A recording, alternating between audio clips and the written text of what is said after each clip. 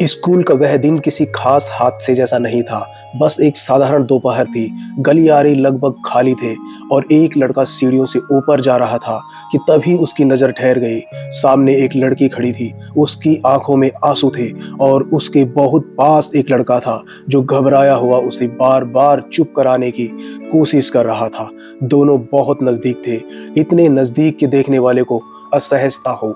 वह लड़का उसका भाई था। उस पल वहां कोई अपराध नहीं हो रहा था, कोई गलत हरकत नहीं थी, बस डर था, घबराहट थी और किसी बात को छुपाने की बेचैनी थी। लेकिन उस उम्र में दिमाग पूरी तस्वीर नहीं देखता, वह सिर्फ शक देखता है। और उस लड़के ने वही किया।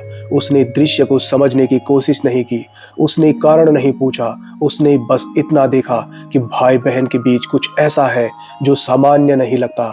और बाद में उसने यही अधूरी बात दूसरों तक पहुंचा दी, पहले मजाक में, फिर फुसफुसाहट में, और धीरे धीरे वह बात अफवाह बन गई।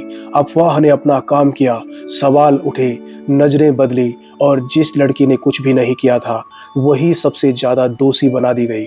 हर दिन उसके लिए एक सुनवाई होती थी, बिना जज के, बिना बचाव के, और एक दिन वह बोझ नहीं उठा पाई। उसने अपनी जिंदगी खत्म कर ली। उसका भाई उस दिन मरा नहीं, लेकिन उसके भीतर कुछ हमेशा के लिए टूट गया, क्योंकि उसके लिए यह सिर्फ बहन की मौत नहीं थी, यह उस झूठ की जीत थी जिसे कोई वापस नहीं ले सकता था। और उसी दिन उसने तय किया कि जिसने यह आग लगाई है उसे वह मारेगा नहीं, उसे जिंदा रहकर जलाएगा। साल बीत गए। वही लड़का अब एक आम आदमी था, जिंदगी को हल्के में लेने वाला, शराब में डूबा हुआ। और एक दिन अचानक वह गायब हो गया। अगली सुबह वह एक कमरे में जागता है, चार दीवारें, कोई खिड़की नहीं, बाहर कोई आवाज नहीं, बस एक टीवी। और वही टीवी उसे बताता है कि उसकी पत्नी मारी जा चुकी है और पूरी दुनिया उसे ही कातिल मान रही है। और उसी पल उसे समझ आता है कि उससे आजादी नहीं बल्कि उसकी पहचान छीन ली गई है। वह चिल्लाता है, टूटता है, खुद को मारने की कोशिश करता है, लेकिन हर बार उसे बचा लिया जाता है, क्योंकि उसे मरने नहीं दिया जाना है, उसे जिंदा रखा जाना है ताकि वह हर दिन मरे। हर साल दर साल वही खाना, वही बदबू, वही सन्नाटा, और उसी सन्नाटे में उसका गुस्सा आकार लेता है। वह खुद को ट्रेन करता है, इंतजार करना सीखता है, क्योंकि अब उसके पास सोचने के अलावा कुछ नहीं बचा, और सोच धीरे धीरे जहर बन जाती है। फिर एक दिन उसे छोड़ दिया जाता है बिना किसी वजह की। और यही सबसे डरावना है, क्योंकि अधूरी सजा इंसान को पागल कर देती है। वह बाहर आता है और सच की तलाश शुरू करता है, और इसी तलाश में उसकी जिंदगी में एक लड़की आती है। वह उसे सहारा देती है, वह उसे जिंदगी की दूसरी शुरुआत लगती है। वह उससे प्यार करने लगता है और दर्शक भी यही मानने लगता है कि शायद यह कहानी अब इंसानियत की ओर मुड़ेगी।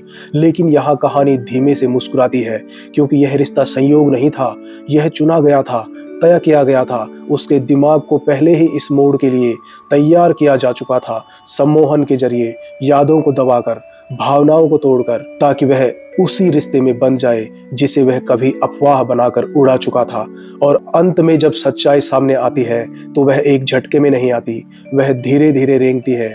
और फिर उसे बताया जाता है कि जिस लड़की को उसने अपना सहारा समझा, जिससे उसने प्यार किया, जिसके साथ वह काफी करीब आ चुका है, वह कोई और नहीं बल्कि उसकी अपनी ही बेटी है। और उसी पल सारी आवाजें बंद हो जाती हैं, क्योंकि अब यह सिर्फ शर्म नहीं है, यह वही पाप है जिसे उसने कभी देखा नहीं, समझा नहीं, लेकिन दुनिया के सामने उछाल दिया था। और अब उसी पाप को उसने पूरी होश में जी लिया है। यही वह सच्चाई है जिसके साथ उसे अब जिंदा छोड़ दिया जाता है, क्योंकि अब वह उस लड़की से नफरत नहीं कर सकता, क्योंकि वह उसे प्यार करता है। वह खुद को माफ नहीं कर सकता, क्योंकि गलती अब कल्पना नहीं रही, वह सच है। वह दुनिया को कुछ बता नहीं सकता और वह इसे भूल भी नहीं सकता, क्योंकि यह याद अब किसी बीते पल की नहीं बल्कि उसकी रोज की पहचान बन चुकी है। इसलिए वह हर सुबह मरेगा, इसलिए उसे मारना जरूरी नहीं था, क्योंकि मौत एक बार आती है, लेकिन यह सजा उसे हर दिन मारेगी। और ओल्ड बॉय यहीं आकर यह साबित करती है कि सबसे खतरनाक सजा जेल नहीं होती, बल्कि सबसे खतरनाक सजा वह सच्चाई होती है जिसे इंसान जान चुका होता है। लेकिन जिससे भागने का कोई रास्ता ना बचा हो। तो ये कहानी आपको कैसी लगी कमेंट करके ज़रूर बताएं और ऐसे ही लाजवाब कहानियों के लिए वीडियो को लाइक और चैनल को सब्सक्राइब करना ना भूलें। तो मिलते हैं अगले वीडियो में, तब तक के लिए बाय बाय।